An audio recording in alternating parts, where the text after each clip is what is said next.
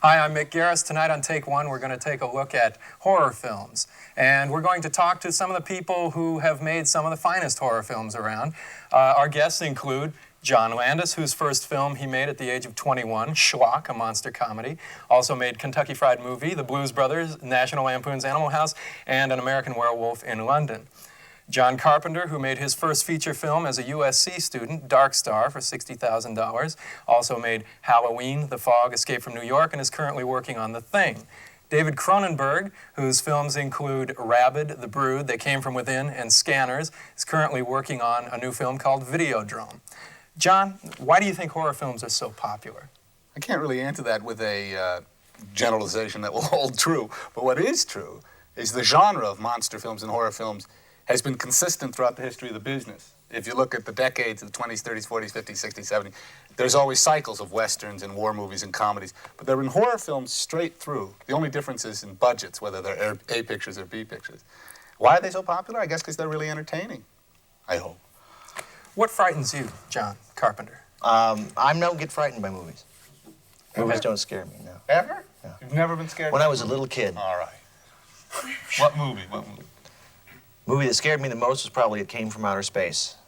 Did you see it in the theater in 3D? I was 4 years old. I was sitting near the front, and the meteor came out of the screen and blew up in my face. And I jumped up and ran to the back, and I, wow, God, what was that? And ran back down again. Do you think that had an effect on your attitude in filmmaking? Nah. Nah. Okay, let's talk a little bit about The Thing. What was the beginning of the whole project? Universal wanted to do a remake of The Thing, which was a film in 1950-51, directed by Christian Nyby, co-directed by Howard Hawks, based on a short story by John Campbell called Who Goes There?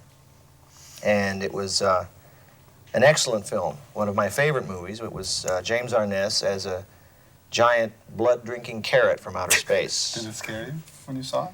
It was a chairlifter for me. Popcorn flew. But I realized that I really couldn't remake The Thing from the movie. It just wouldn't work out. So we went back to the short story, which is an entirely different sort of thing. And it's more about a creature that can become you rather than kill you. And physically become you, imitate you perfectly, cell for cell.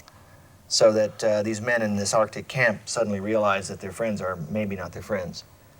And if they don't stop it, it can become the population of the world in about 2 weeks, if it gets any further than this Arctic camp.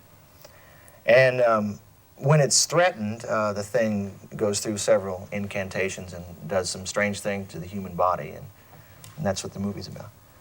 We're going to take a look at a clip from The Thing right now, and then we'll talk about that when we come back. What kind of cell structure is this? Well, you see, that's the point. I don't get your plan. I'm not sure it is any kind of cell structure. At least as we know cell structure. You see, when this thing attacked our dogs, it tried to shape its own cells to imitate theirs. We got to it before it had time to finish. Finish what? Finish imitating these dogs. You're saying that thing in the ice was trying to become our dogs? Yeah. It seems to be able to imitate other life forms. So what's our problem? The thing's not dead yet. Great. David, is there anything you think should not be shown in films?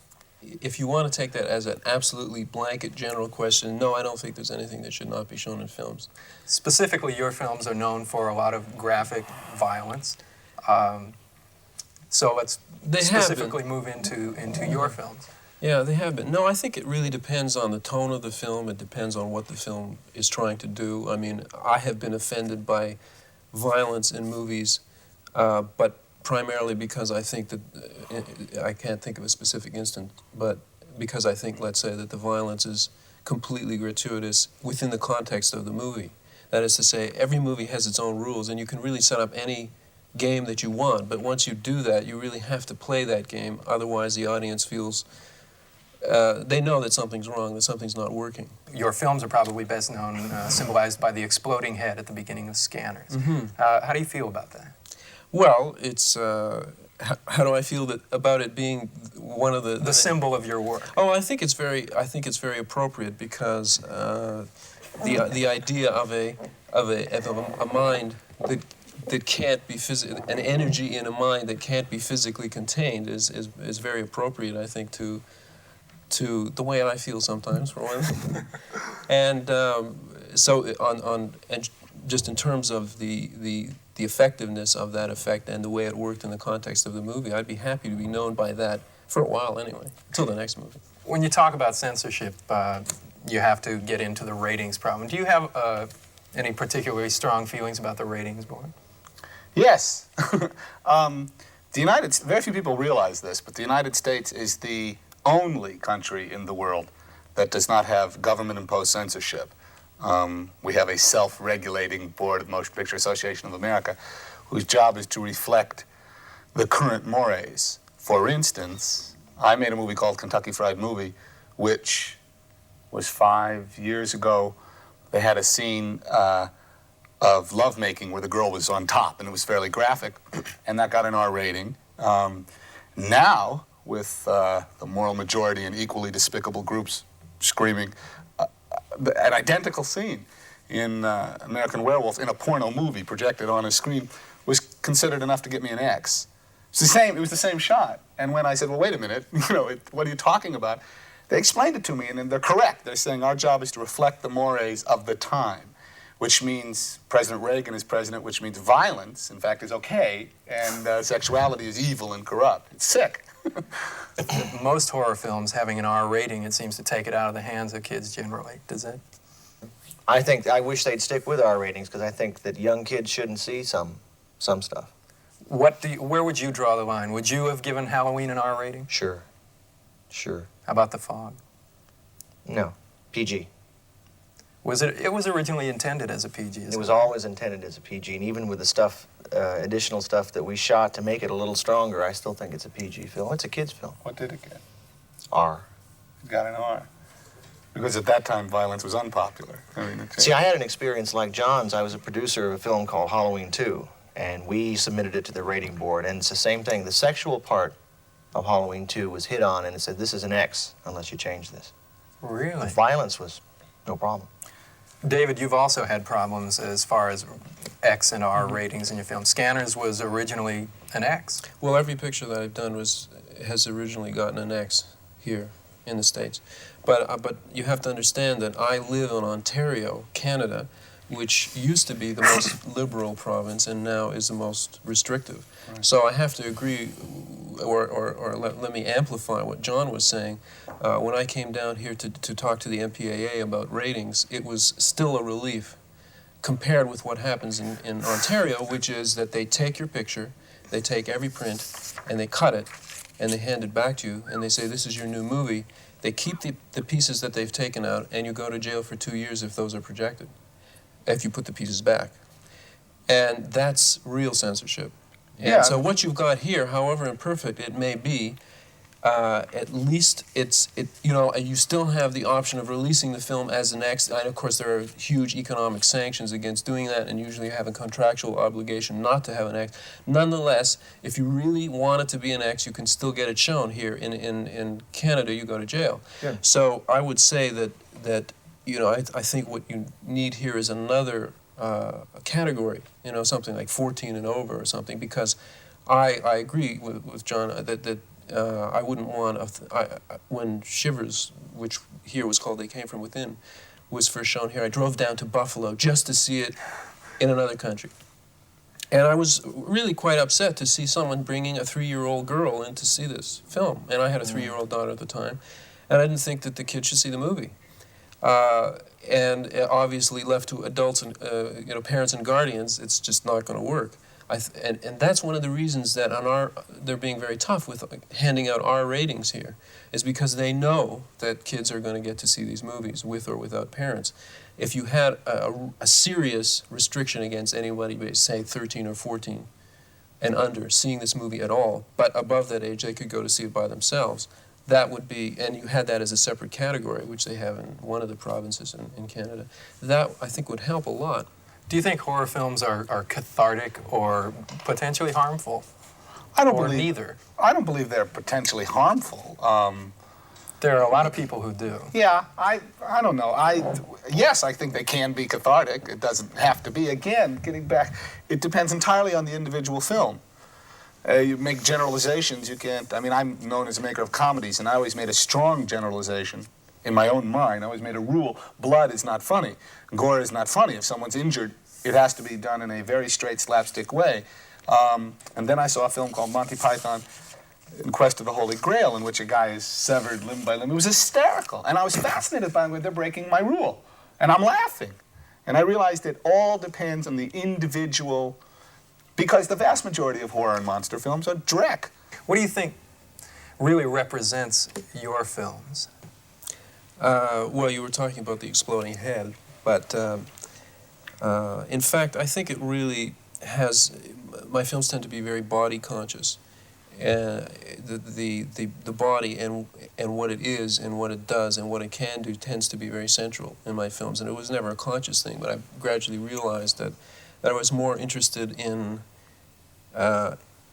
things that happen inside you, mentally and physically, than I was in a kind of exterior threat, which is why you could, I think, legitimately say that none of my films are monster movies in that sense. In fact, to a certain extent, it's your own body that's the monster, your own existence. There's an image in Rabid that is one of the most frightening things I've ever seen, when the doctor in the middle of surgery goes rabid and slices the nurse's finger. I mean, that scared me to death. I mean, it was just... Good. No, but I mean, it was such a remarkable image, that authority figure. You know? Well, that's exactly the thing. And I mean, talking about the thing,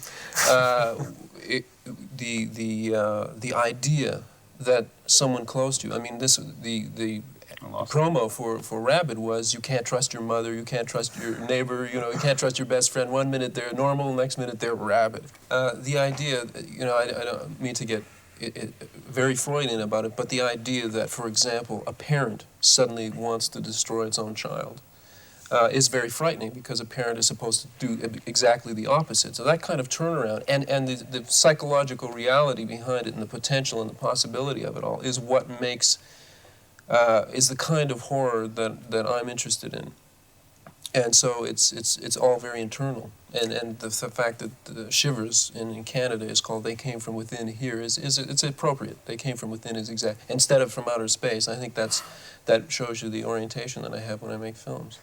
Sex and violence is something that's a recurrent theme in your films and seems to be the major theme in Videodrome. Can you tell us a little bit about that? Well, it deals with, God, it's actually hard to deliver in one line, but it has to do with the man who runs a very schlocky cable TV station, and he monitors video from all over the world in order to take pirate-free things and show them on his little station, because he feels that he needs to show really extreme stuff to attract an audience, because he can't compete with networks and so on. And he discovers a very strange show called Videodrome, which seems to be nothing but torture and murder, and seems very realistic. And he becomes very obsessed with this show and very fascinated by it, and he begins to delve into it further and further. And then it starts to get very strange after that. All right, let's talk a little bit about the use of special effects in creating scenes of horror or whatever. That was a major event in American Werewolf. It took a lot of time. You mean in the production? In the production of the film. Oh, yeah. It was a 10-week schedule. It took 1 week to shoot the 2 minutes. It was horrendous, because you'd show up, Rick and David Naughton and his crew would start... Rick Baker, the makeup artist who's working with David Cronenberg now, would start...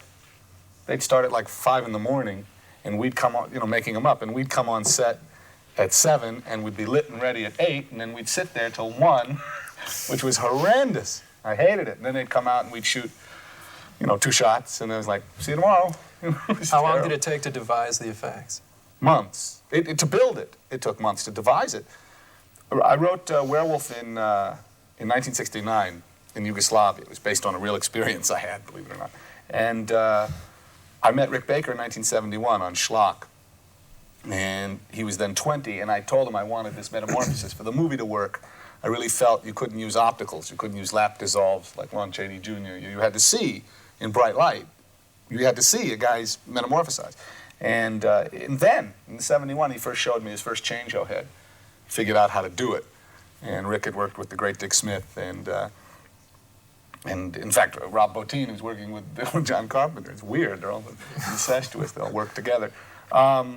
And it was very frustrating for me because I felt it was very important in the film for the makeups and special effects to work. Again, because I'm treating it realistically. I'm treating it straight. And it's one thing to say, last night I turned into a werewolf, and nothing to see it happening to the guy and experience it with him. And Rick, I guess, he wanted 10 months. I think he got 4 to build everything. And I'm very pleased with it. The makeups, in fact, throughout the film are pretty extraordinary because you can only build up on an actor's face. And I had scenes where they have to carve down, do his skull. So they ripped apart Griffin Dunne in the We killed Griffin Dunne. It's tragedy. Let's take a look at the transformation scene from An American Werewolf in London right now.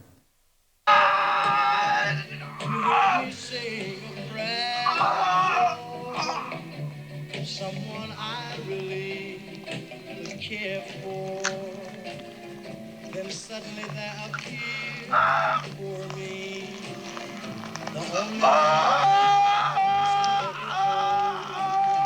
when I heard somebody whisper, please adore me.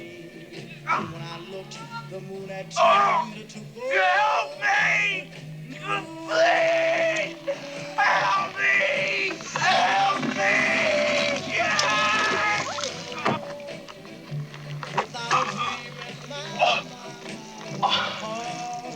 I didn't mean to call you Meatloaf, Jack.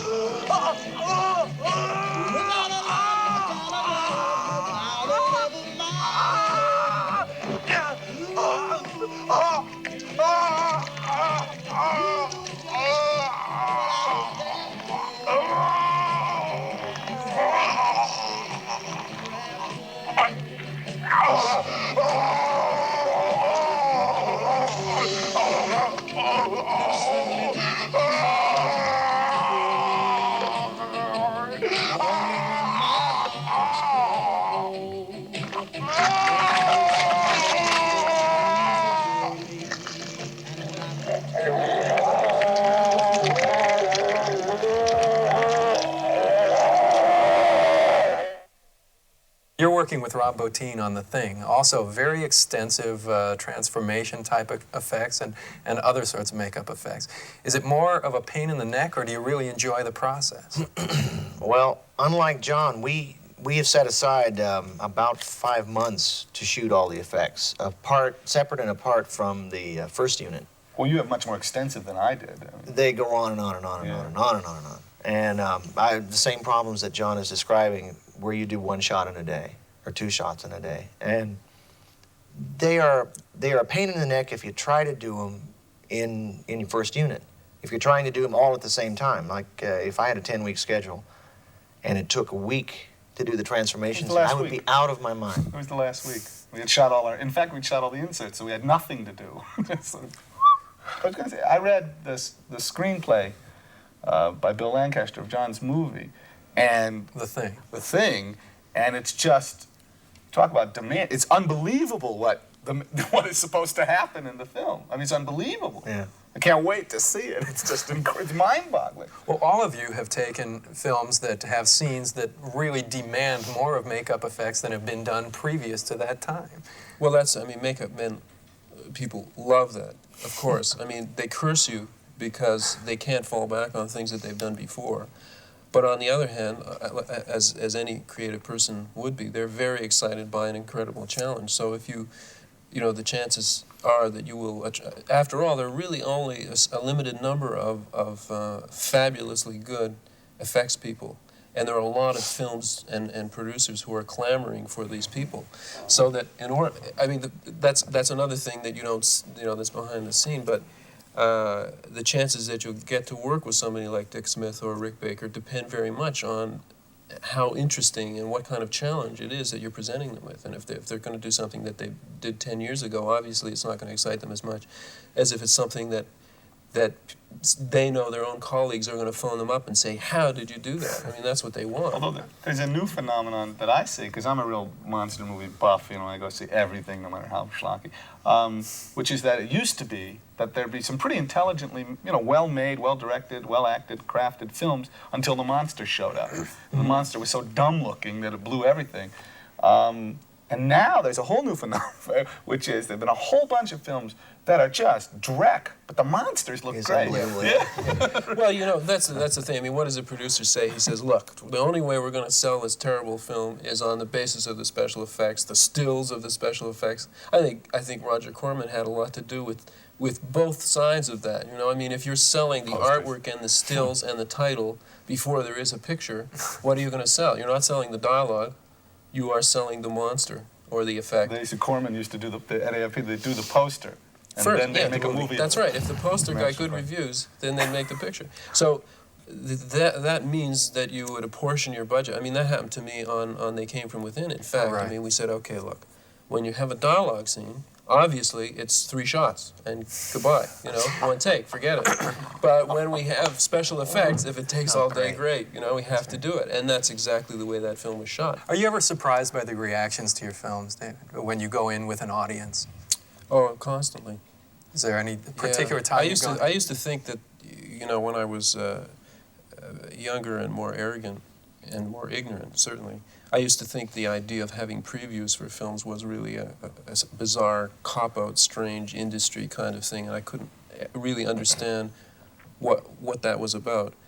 And I later realized that there's a very good reason for it, and I realized that, you know, I used to think, well, a poet doesn't, you know, go out and preview his poetry, but in fact I was wrong about that too, because poets always used to go out and read their poetry to audiences, and they would refine it afterwards, and for the very same reason. And you get so close to it after you worked on a picture for a year or 2 years or however long, that you begin to lose some kind of contact with it, and you have to vicariously experience it again through an audience so that you can really see what it is. I mean, it's almost impossible. It is impossible to walk into one of your own movies, even 30 years later, I'm sure, and see it the way anybody just walking in cold would see it. You can't see it that way. Every shot has a history, every cut has a history, every actor, every prop has a history that distorts your perception of your own film. You have to see it through other eyes, and when you do that, you are constantly being surprised at reactions to things. I mean, when it works exactly the way you thought it would, that's wonderful. It's very rare. Okay, have either of you actually, based on a preview, changed something